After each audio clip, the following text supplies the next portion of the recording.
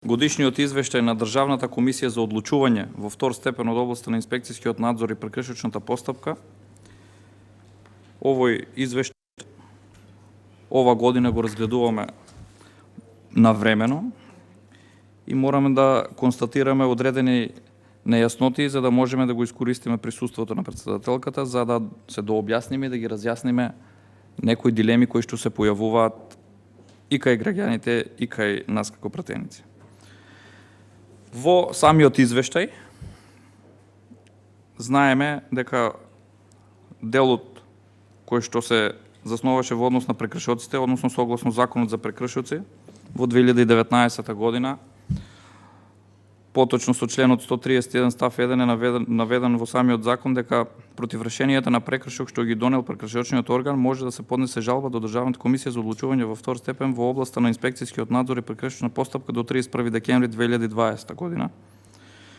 Што значи дека од 1.1.2021 година Државната комисија повеќе не е надлежна да постапува по жалбите против одлуките за прекршок што се донесени од прекршочен орган, кога со закон е пропишано да одлучува во прекршочна постапка која надлежноста е пренесена на управниот суд. Зборуваме за една комисија која што и самата наведува во воведот дека треба да биде всушност контролор на работата на извршната власт, што е така и се согласувам, и така треба да биде како контролор на извршната власт. Меѓутоа, очигледно во извршната власт има толку многу прекршувања и толку многу недостатоци при имплементација на материјалните закони што и самата комисија не може да постигне. Ова го зборувам во однос на самиот извештај и ќе ви потенцирам. Во однос на начелата, само две начела ќе цитирам. Законитост, стручност, ефикасност, економичност во вршење на работите и задачите и насоченост кон корисниците на услугите. Нема да навлегувам во бројот на вработени во финансиската структура, бидејќи секогаш како пратеник сум ги поддржувал финансиските планови на овие тела, ако можат да се докомплетираат и да бидат и кадрово екипирани и материјално обезбедени, да можат да работат со полн капацитет, бидејќи од нивната работа зависи целокупното живење на граѓаните, односно остварување на нивните права во институциите, а секогаш сум поборник и на еден граѓанин да му овозможат да си го оствари своето право, ќе биде добредојдено, ќе биде од добробит и на нас и за самиот граѓанин. Затоа не навлегувам во бројот на вработени, нема да зборувам на овој план, бидејќи ово го потенцирам секогаш.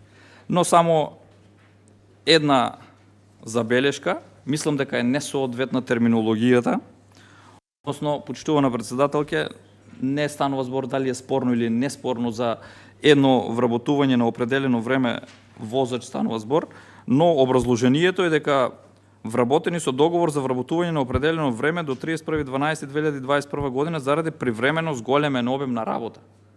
Сега зборуваме дека ингеренциите се одземени, обемот на работа е повеќекратно намален, а терминологијата зголемен обем на работа како предуслов за едно вработување не е соодветна терминологијата.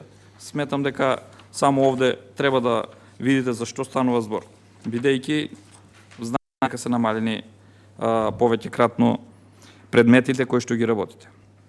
Секако, согласно законската обврска која што сте ја имале, сте ги предале предметите, односно 2094 предмети се предадени на управниот суд. Сега, комисијата во еден дел, понатаму во образложението, ќе го видиме и тоа, по бројот на предмети и решени предмети, зависи директно и од управниот суд. Управниот суд кој што од судскиот совет е оценет како неажурен, управниот суд каде што беа најдени 5000 предмети во ФИОКа, може би дел од нив се и на самата комисија, имаме дополнителни 2094 предмети. Зборувам и за управниот суд, бидејќи се причинско последично поврзани предметите на самата комисија со управниот суд и висшиот управен суд. Овде, како комисија, можеби и треба да се запрашате, односно да доставите како иницијатива одреден дел на измени и дополнувања и на законите, за да може овој проток на предмети побрзо да се решава и да не заглават во третостепеност, четиристепеност и петостепеност на одредени постапки, како што имаме сега во управниот и висшиот управен суд, бидејќи во управните постапки самата знаете дека имаме некои постапки зависно од кои органи, од кои државни органи постапувате, имаме некаде и четиристепеност и петостепеност на постапките. Тоа се многу долги и измачувачки постапки за самите граѓани при остварување на нивните права или при надзорот кој што го вршите сега во моментот, што ви останата единствената надлежност во однос на инспекцијските надзори. Затоа, вашата проактивна улога во овој дел мислам дека треба да биде поголема, за да можеме да ја обрзаме постапката и секако со тоа да ви се зголеми и вам придонесот во однос на решавање на овие предмети, а и да го запазите начелото на ефикасност и ефективност при одлучувањето во однос на предмети. Бројката од 2094 која што е предадена, претпоставам дека ова се биле незавршени предмети, бидејќи овде така пишува активни незавршени предмети кои што допрва треба управниот суд да ги решава. Се надевам ова ќе биде во блиска иднина, бидејќи искуствата кои ги имаме со овие судови се едни од најнеажурните согласно извештајот и на Народниот правобранител и извештајот на Судскиот совет. И во самиот извештај, во однос на препораките, доколку можете да ми одговорите, сакам да ви поставам едно прашање, бидејќи во препораките кои што самите ги давате, велите вака: со оглед дека со Законот за прекршоци, дел од надлежноста на Државната комисија во однос на прекршоците е пренесена на Управниот суд, а имајќи предвид дека во Државната комисија има формирано сектор за прекршоци, потребно е Државната комисија да направи структурна реорганизација и за таа цел ќе изготви функционална анализа. Потенцирам функционална анализа. Функционална анализа е она што треба да го направиме во сите државни органи во целокупниот јавен сектор. Како препорака вие на место, и ја поздравувам подготвеноста, доколку сте подготвени, правите ваква функционална анализа, меѓутоа дали е започната истата, во која фаза е и кога предвидувате да ја донесете и да ја завршите, бидејќи има поминато повеќе од една година од кога ви се одземени дел од надлежностите согласно закон и затоа дали веќе имате отпочнато, бидејќи ако зборуваме за сериозен пристап во однос на функционална анализа, повторно, ова е за поздравување ако една комисија самостојно иницира да се изврши функционална анализа врз одредени параметри, претпоставувам на стручност, компетентност, број на предмети на работа, како понатаму да постапува. Затоа ќе ве замолам, доколку сте во можност да го одговорите и ова. Понатаму во препораките велите дека пред надлежните институции Државната комисија ќе иницира постапки за усогласување на неусогласени материјални закони со Законот за општа управна постапка и Законот за инспекцијски надзор. Колку вакви иницијативи, односно колку вакви предлози имате доставено за измени и дополнување на закони, за усогласување со материјалните закони, бидејќи самите наведувате во препораките, дали досега воопшто имате пристапено кон ваква активност или дополнително допрва ќе пристапувате кон усогласување на материјалните закони со Законот за општа управна постапка и Законот за инспекцијски надзор.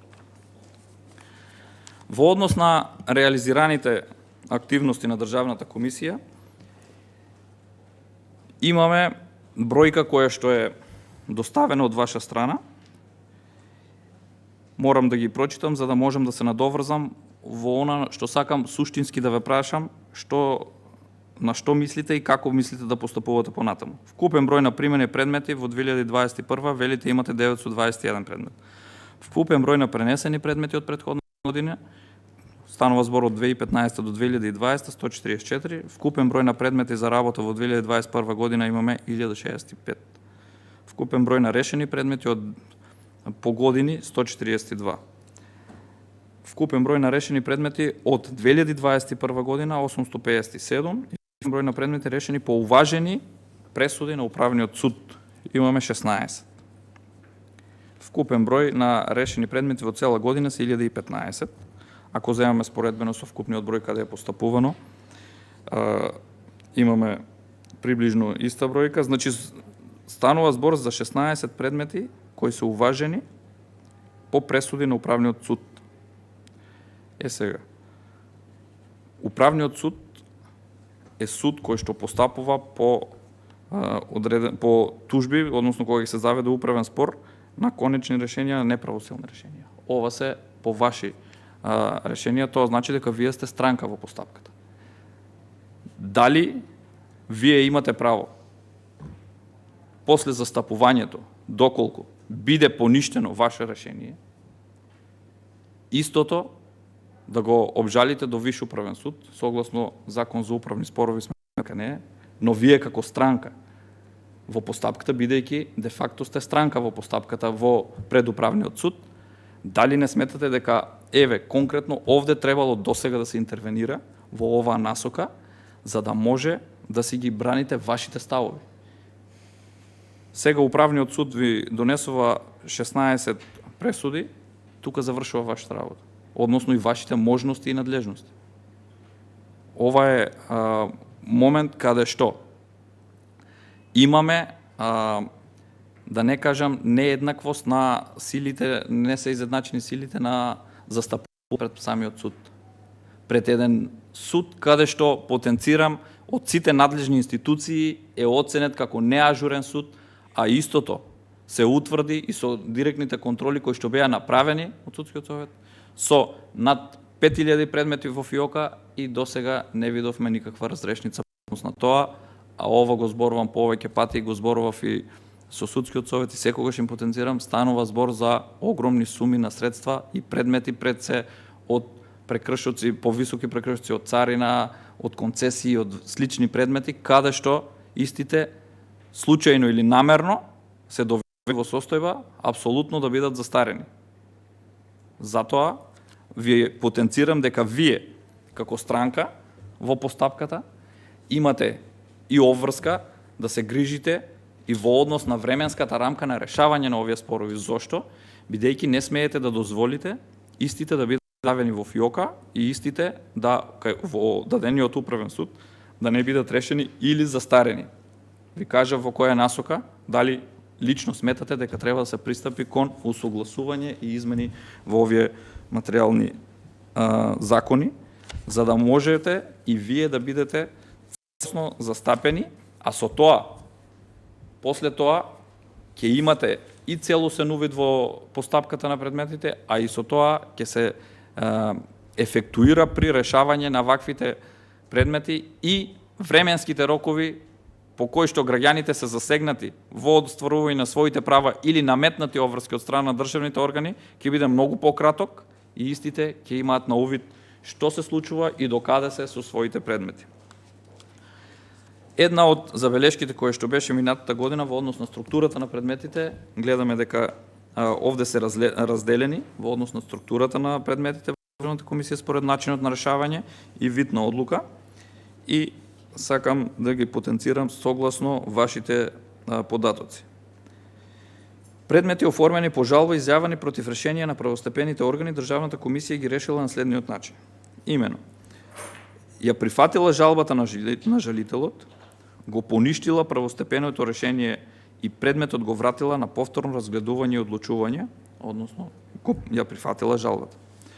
Односно во 2021 година прифатила 520 од вкупно 527 жалби, од кои 15 предмети биле по примени уважени тужби од Управниот суд со кој е поништено решението на Државната комисија или на другите второстепени комисии формирани во органите на државната управа и во општините во Република Македонија, Државната комисија за одлучување во управна постапка и постапка од работен однос во втор степен.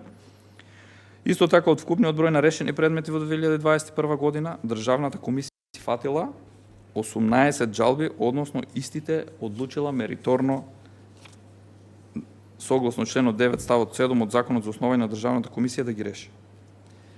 18 предмети мериторно решени. За мериторно решавање на предметите зборуваме за секој извештај на секоја комисија. Добро е што во моментот во оваа комисија има одреден број на решени предмети кои што лично сметам дека се многу мал број. Зошто од 1065 имаме само 18 решени мериторно предмети.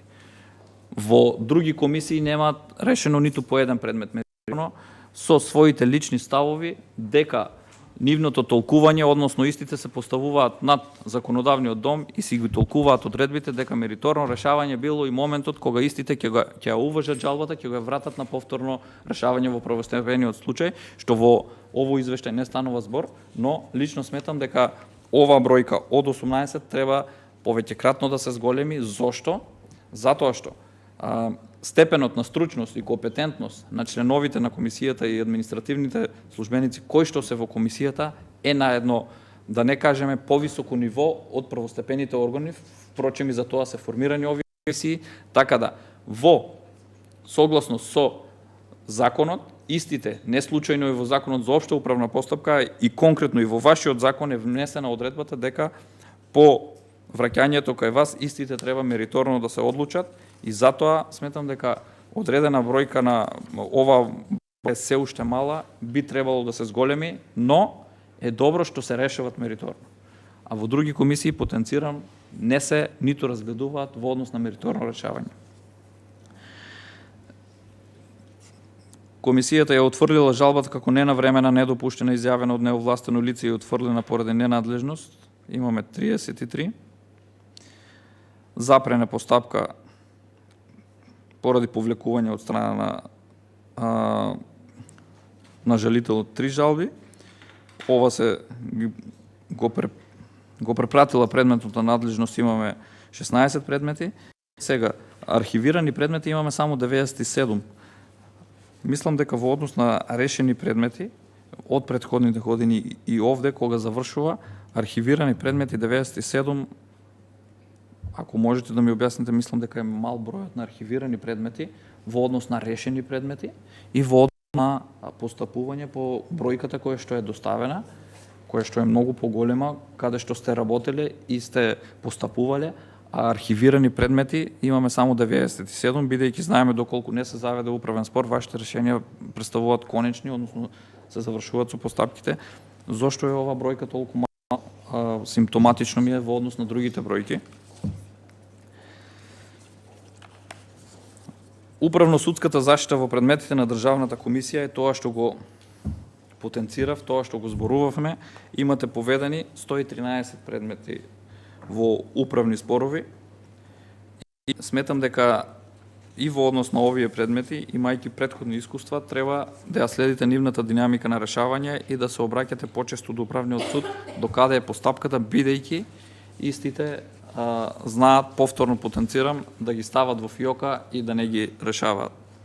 А секако вие сте странка во ова постапка и имате право да ги видите докаде се овие постапки.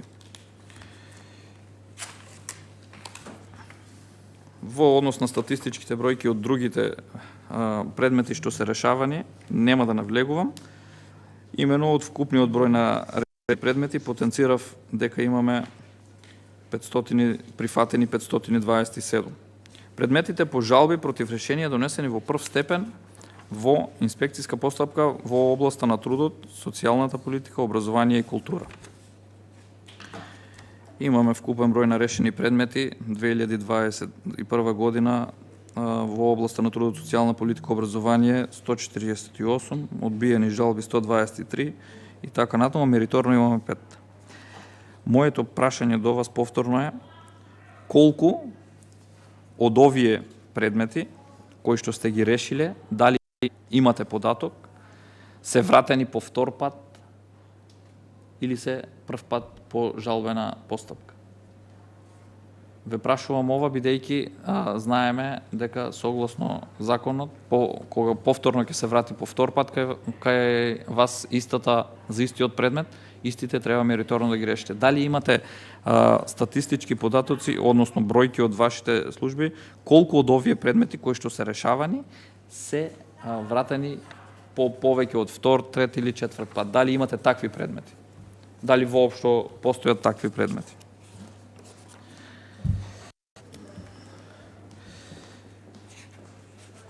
Предметите по жалби против решенија донесени во прв степен во инспекциска постапка од областа на транспорт и врски, животна средина, просторно планирање, локална самоуправа и одбрана.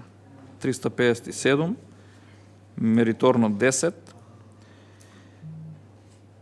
Конкретно е овие предмети од прифатени жалби, колку, повторно ве прашувам, се вратени по втор пат, трет пат, дали имате вакви предмети или истите се прв пат по жалбени наводи.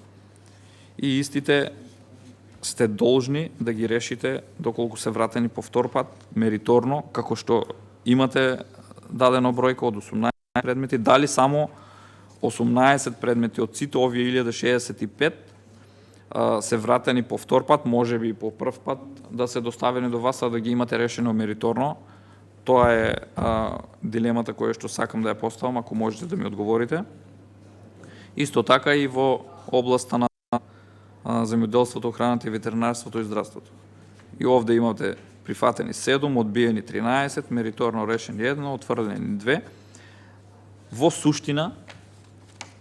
суштина не ја менува состојбата и она контролна функција која што ја имате, бројот на решени предмети, туку суштински како истите се решени, дали со тоа одредени обврски кои што им се наметнати на граѓаните ги остваруваат своите права согласно законот и уставот. Тоа е суштината на решавање на овие предмети, бидејќи добро е што сте потенцирале дека вие сте контролор на извршната власт. Вие треба да бидете моторот, дел од моторот, бидејќи имаме и други институции кои што треба да бидат оние кои што ќе ја контролираат извршната власт, но истите никогаш не се земат на свој грб одговорноста која што треба да ја носат и законската обврска која што ја имат. Вие сте констатирале дека сте контрола на работата на извршната власт, но во кој степен можеме да ја подобриме оваа работа, бидејќи истата знаеме дека состојбата во однос на функционирање, имплементација на законите е една од најсериозните забелешки и на Европската комисија, бидејќи таму ни е наведено дека имаме добра регулатива во однос на приближување кон позитивните законски прописи на Европската унија, но една од забелешките, најголемата забелешка е дека истите не се имплементираат, односно неимплементирање на донесените законски решенија една од најголемите забелешки. Еден од клучните сегменти кој што треба да биде мотор на оваа контрола и имплементација е токму се инспекцијските служби. А вие сте органот кој што ќе постапувате по нивните постапки и вие сте еден степен над нив, кој што треба да видите дали истите правилно и соодветно ги имплементираат овие законски одредби и материјалните закони. Со оглед на бројката која што ја доставувате, повторно потенцирам, не зборувам само за бројка, туку суштествено како се решавани и што се решавани предметите. Имплементацијата, знаеме дека во секоја област, и во градежништво, и во социјала, и во земјоделие, имаме енормно прекршување на законите, но кај вас доаѓаат единствено оние решенија кои што се донесени од страна на првостепените органи.